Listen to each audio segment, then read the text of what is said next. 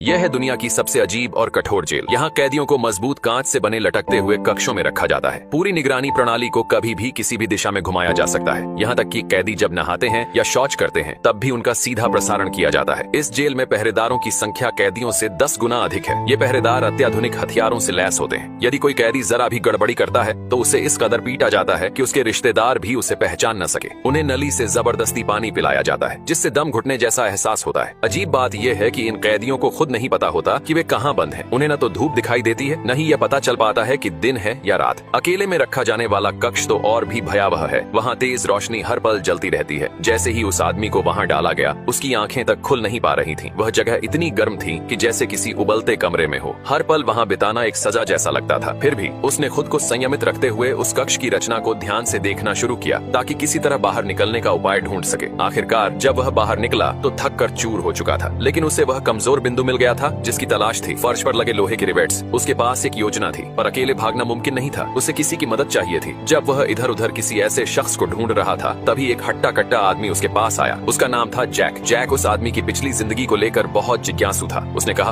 अगर तुम्हें जानना है कि मैं कौन हूँ तो पहले मुझे एक चिकनी धातु की पट्टी ला कर दो। अगर वह चीज मिल जाए तो शायद मैं तुम्हें भी यहाँ से निकाल सकूं। अगले ही पल जैक सीधे पहरेदारों के पास गया और कहा कि उसके पास वार्डन को बताने लायक कुछ बेहद जरूरी बात है जिसे वह खुद खींच कर दिखाना चाहता है। पर उसने जो चित्र बनाया वह एक बड़े पिछवाड़े का था। वार्डन को जब समझ आया कि उसे बेवकूफ बनाया गया है तो उसने अर्नॉल्ड को सजा देने का आदेश दे दिया और वही जबरदस्ती पानी पिलाने की पीड़ा। मगर इस पूरे घटनाक्रम में जैक ने पूछताछ कक्ष से एक नाली ढकने वाला ढक्कन निकाल लिया और उसे उस आदमी को सौंप दिया। उसकी बुरी हालत देखकर उस आदमी ने उसे अपना असली परिचय दिया। वह एक भागने की योजना बनाने वाला कलाकार था। उसने बताया कि इस जेल की पूरी बनावट लगभग सीधी यानी ऊर्ध्वाधर है, जिससे अंदाजा होता है कि शायद वे जमीन के नीचे हैं। उसे उस एकांत कक्ष के नीचे से पानी की आवाजें सुनाई देती थीं, जिससे उसने अनुमान लगाया कि वहाँ कोई पाइपलाइन है और वहीं से ऊपर निकलने का रास्ता हो सकता है। अब वक्त था योजना को अमल में लाने का। उसने पहले से एक रोटी का टुकड़ा अपनी मुट्ठी में छिपा लिया। उसने एक झगड़ा छेड़ा जिससे दोनों को फिर से उस तेज रोशनी वाले एकांत कक्ष में डाल दिया गया। जैसे ही वे अंदर पहुंचे उस आदमी ने धातु की पट्टी निकाली और तेज रोशनी को उसके सहारे रिवेट्स पर केंद्रित किया। कुछ ही क्षणों में वहाँ की भयंकर गर्मी ने रिवेट्स को फैलाकर ढीला कर दिया और उसने उन्हें सावधानी से उखाड़ दिया। यही प्रक्रिया उसने बाकी 3 रिवेट्स के साथ भी दोहराई। अब उसने रोटी को चबाकर उसका गाढ़ा पेस्ट बनाया और उसे निगरानी कैमरे के लेंस पर चिपका दिया ताकि वह कुछ न देख सके। फिर उसने फर्श के पैनल को उठाया और नीचे उतर गया। वह नीचे एक सुरंग जैसी जगह में पहुंचा और लगातार ऊपर चढ़ता चला गया उन्हीं पाइपों के रास्ते। चढ़ते हुए उसका हाथ एक तार से छू गया जिससे एक पानी की नली खुल गई और तेजी से पानी बहने लगा। लेकिन वह नहीं रुका। आखिरकार जब वह ऊपर पहुंचा तो उसका अनुमान पूरी तरह गलत साबित हुआ। वे जमीन के नीचे नहीं थे बल्कि एक विशाल मालवाहक जहाज पर थे। यह पूरी जेल असल में एक समुद्री जहाज पर बनाई गई थी।